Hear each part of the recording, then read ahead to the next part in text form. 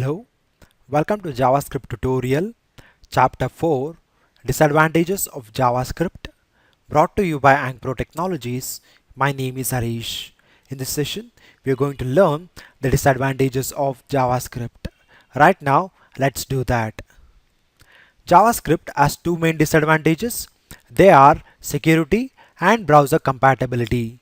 Coming to security issue, JavaScript runs on client machine. So the hacker may use JavaScript to do variety of things like tracking your browsing history, or also he may steal your passwords. And also keep in mind, JavaScript spread viruses. That's the reason why people disable JavaScript on their machine.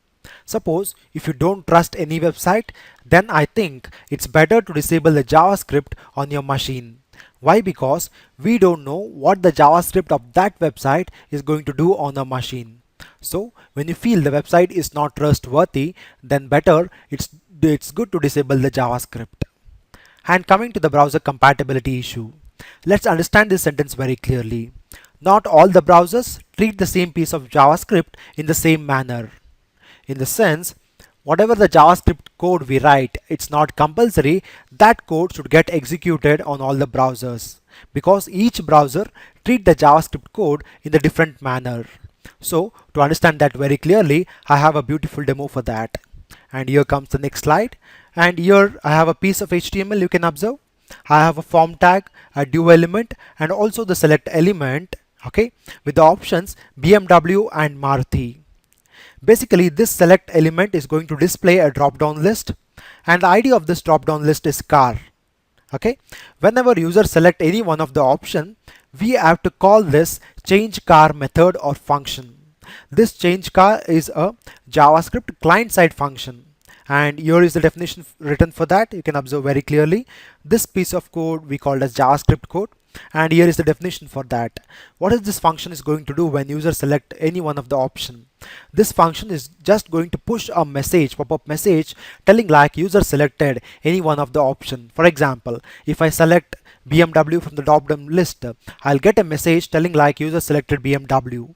And also keep in mind, this piece of JavaScript code is going to work only in Chrome, Firefox and Edge, but not in Internet Explorer. So to understand that very clearly, I have a demo for that.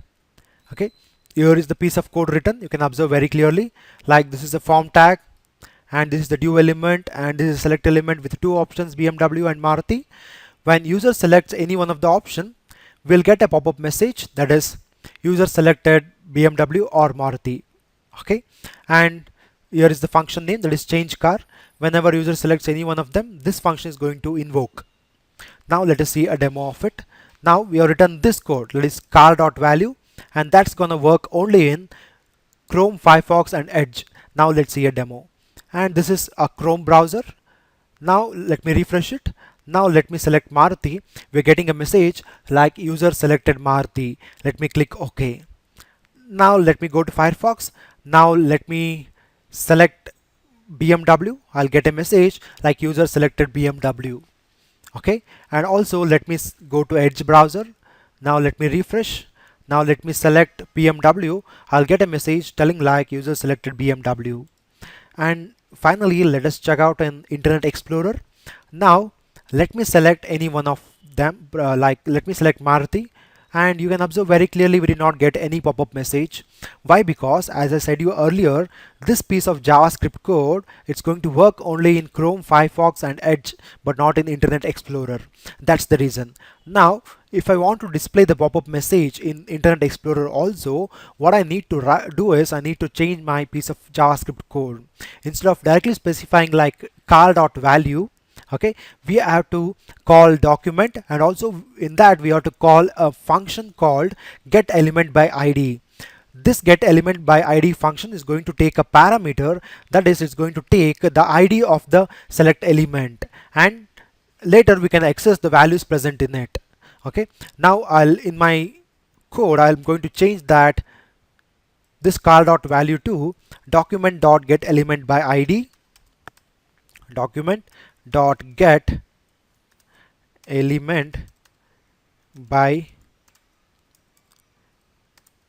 id To this, I have to pass a parameter. The parameter is the ID of the select element. ID is car. Let me pass that. Then I'll access the values. The value is BMW or Maruti based on the user clicked. Control S. I'm saving this. Now let me go to Chrome browser. Let me refresh. Now let me select Maruti. We are getting a message like user selected Maruti, and this worked fine in Chrome. Let me go to Fire Explorer, Firefox. Let me refresh this and let me select Maruti. Finally, we got a message like user selected Maruti. And let me go for Edge. Let me refresh. Let me select Maruti. We're getting a message like user selected Maruti. Now it's time to check in Internet Explorer whether it works or not. Now let me refresh. Now let me select Maruti, and here we got a message telling like user selected Maruti. Why? Because we executed this piece of code in an example. You can observe very clearly, but this piece of code does not work in Internet Explorer, and this piece of code works in Internet Explorer. That's the reason. Okay, not all the browsers treat the same piece of JavaScript in the same manner, and we understood that with a beautiful demo. This car.value works in Chrome, Firefox and Edge, but not in Internet Explorer. And this document.getElement by ID car.value, this works in all browsers. This is why each browser treats the JavaScript in different manner. And finally, we got an output of that. And let me come back. And to avoid that, whether to check whatever the code we have written, it works in all browsers, we have to do cross-browser testing, and that's very necessary and it's very important. Okay, and also to avoid this browser compatibility, we have to make use of the JavaScript libraries like JQuery, and finally using these JavaScript libraries we can avoid this browser compatibility.